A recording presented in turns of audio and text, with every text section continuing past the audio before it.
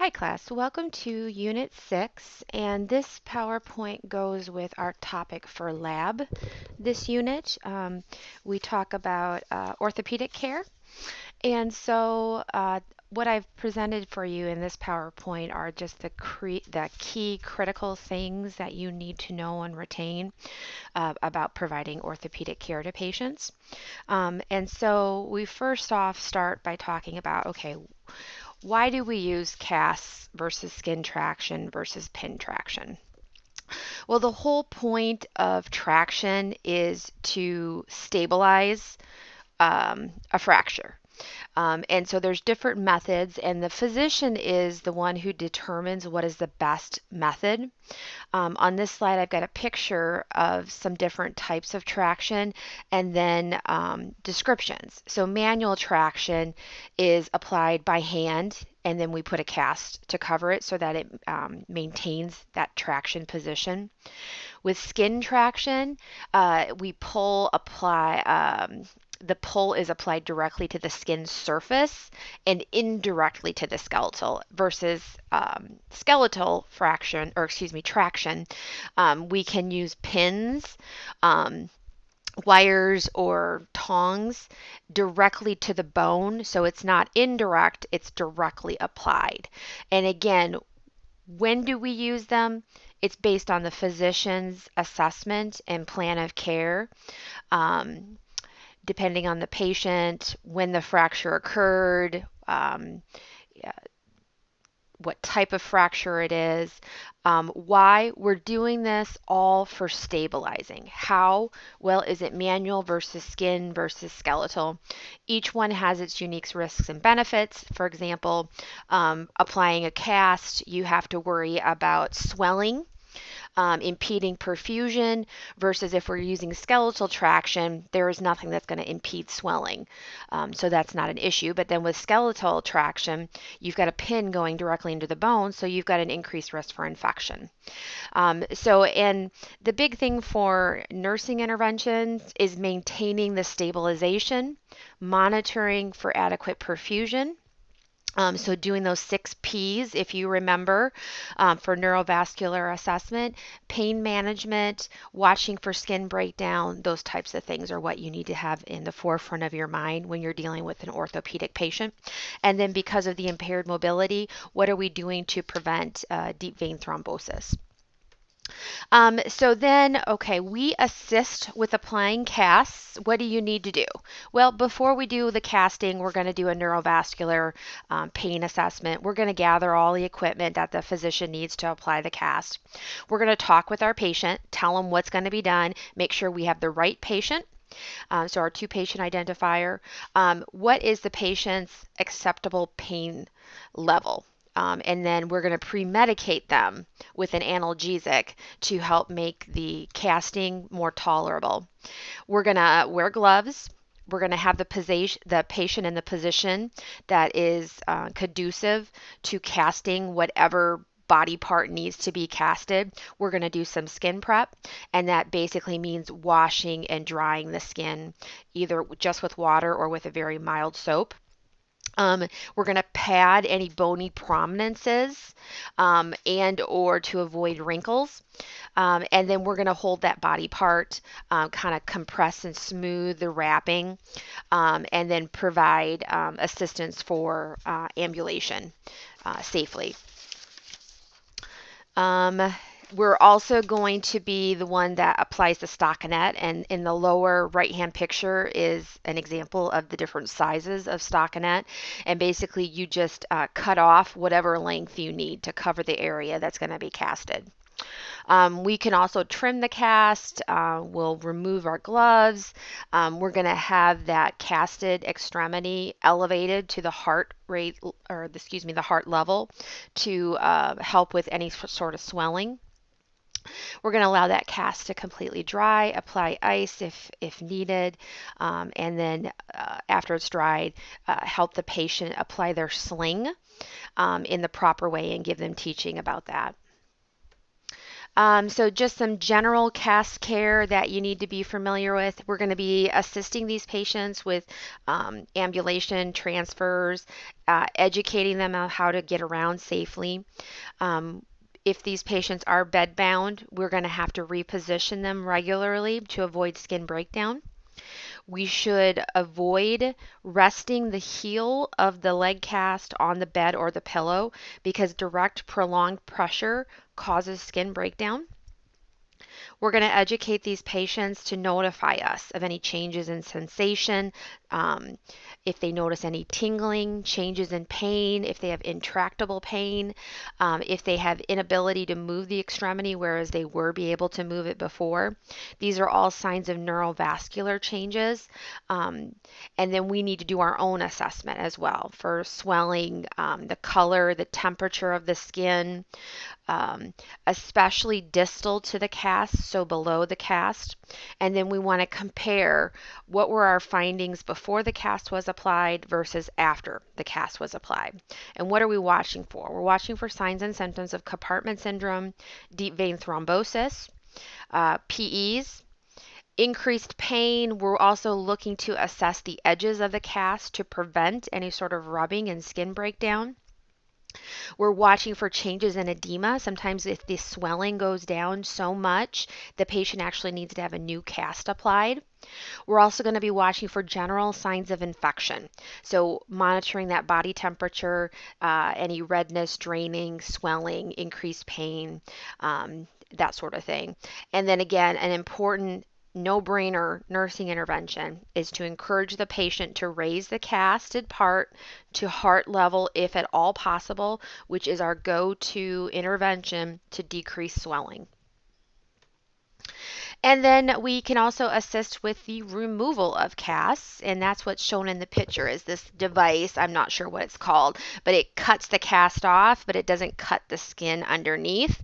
So we have to prepare the patient for this tool, for the noise that's going to be associated with it and that they won't be cut by it. We're going to get the patient in the proper position. We want to wear gloves with this and some protective eyewear because minute particles of the casting dust can actually be quite in the air.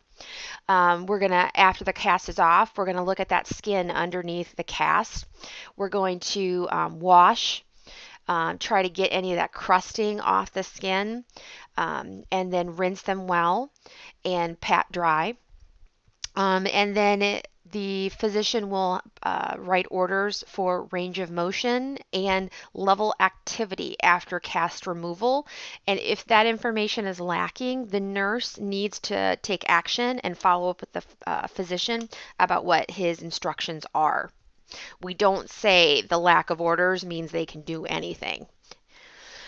So what do we need to document? We need to document the cast application, what the skin was like, the 6Ps, our assessment, their ability of range of motion or activity in the distal part, any patient education that we provide, and of course we need to document any abnormal finding, including signs of compartment syndromes or other complications like infection or thrombus. We're also going to document any new orders, any drainage from the cast, anything that we report to the healthcare provider needs to be documented in a nurse's note. So from casting, we move on to immobilization devices. So again, assessment is the big thing to start with. What condition is causing the need for immobilization? So we understand the pathophysiology of what the problem is. A baseline pain assessment. We can coordinate physical therapy consultation for optimum activity, ambulation, advice for type and positioning of the ordered immobilization. We are going to prepare our patient. So make sure we have the two patient identifier, the patient is the proper position, skin to be washed, pat dry, dressings need to be changed if they have a wound underneath what's supposed to be immobilized. The device, we're going to look that over, make sure it looks like it's supposed to look, that it's in good shape. When we apply it evenly, no wrinkles, no gathering. We want to make sure whatever joint is involved is properly supported and properly positioned. And then also assess for circulation. Generally, underneath an immobilizer, you want to do a circulation check every 2 to 4 hours. Patient education, we need to tell people how to care for this immobilization device, how to safely do any activities, including just the activities of daily living. We want them to report any signs of skin breakdown, rubbing, any problems with the device, how to remove it and apply it, when to remove it and apply it. And then after we apply it, again, we have to continue to do assessments underneath the device. And then documentation is self-explanatory. What device was applied? What was the skin's condition before application? What was the circulation status? What education did we provide? Did the patient demonstrate understanding?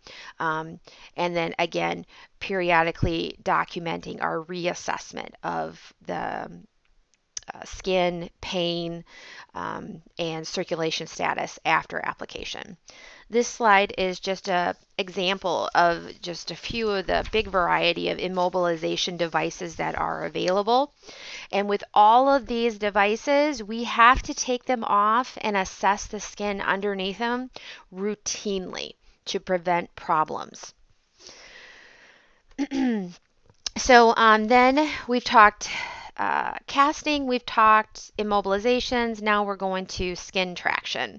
So again, the big thing is pre-medicate our patients, good patient assessments, verifying the orders of the amount of weight to be used in traction, the type of traction, the underlying problem that supports the use of skin traction.